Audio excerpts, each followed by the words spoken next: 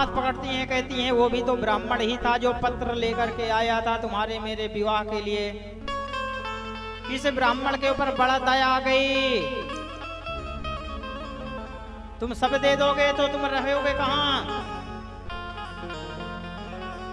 हमने तो सुना है, राजा परीक्षित कहते हैं सुखदेव जी महाराज से कि भगवान शंकर जी ने लंका बनाई थी कितनी सुंदर, और रावण को पूजा करने के लिए बुलाया तो लंका ही मांग लिया।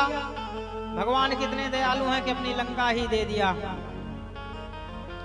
तीसरी मुट्ठी जैसे खाने को करते हैं, हाथ पकड़ लेते, बोले प्रभु कच्चा चावल नुकसान कर जाएगा, हम भी तो प्रसाद पाएंगे।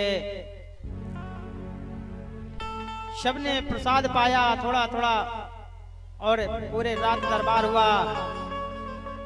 सुदामा का नियम ऐसा नहीं था प्रभु कि सुदामा वहां द्वारिका में जाते ही लग गया हो पकवान खाने में। सुदामा का ऐसा चरित्र नहीं था कि भोजन नहीं पाया तो लग गया हो तोड़ने रोटी। सुदामा वहां गया था गरीबी लेकर के, आंसू बहाते हुए, और उधर से आंसू को छिपाते हुए आया भगवान की सिर्फ भक्ति लेकर के, उमंग लेकर के, भगवान के नाम संकीर्तन का। हमने सुना है 24 घंटे से ज्यादा द्वारिका में भगवान के पास नहीं रुके थे सुदामा। और भी हमने सुने थे, पता है कि वो धोती तक नहीं बदले थे सुदामा की, क्योंकि उनको कुछ नहीं चाहिए था, संपत्ति नहीं चाहिए था, उन्हें सिर्फ भक्ति चाहिए था, ज्ञान वैराग्य, और उनकी पत्नी को चाहिए थी संपत्ति। इधर भैया सुदामा विदा लेता है, लाला मैं चलूं। लाला 24 घंटे से ज्यादा रुको नहीं। सुदामा आया था तो अपने आंसुओं को पी लिया, और सुदामा भैया यहाँ से जा रहा है तो बार बार कृष्ण याद करते हुए जा रहा है। क्वाहम दरिद्रः पापियानिकम् कृष्ण श्रीनिकेतन ब्रह्मबन्धोरिति सम्माह बहुभ्यां परिरभितः।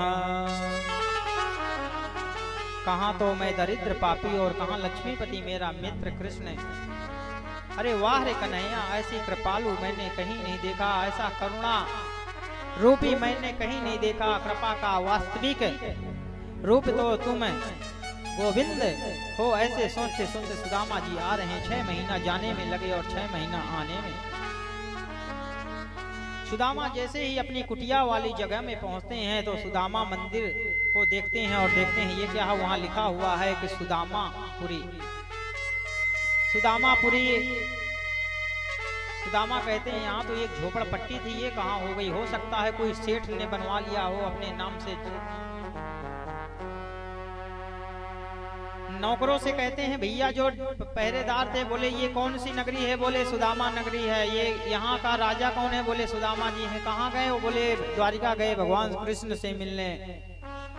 सुदामा जी ने सोचा होगा कोई सेठ का नाम सुदामा होगा।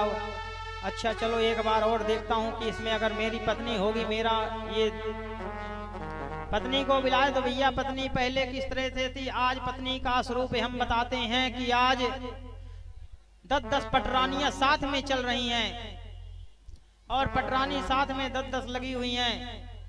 बच्चे हष्ट पुष्ट और श्रृंगार करके 16 श्रृंगार करके 9 लखा हार पहन करके आज सुदामा पत्नी घर से महल से निकलती हैं और सुदामा जी देख करके सुदामा की भगवान ने फटी धोती भी नहीं चेंज किया।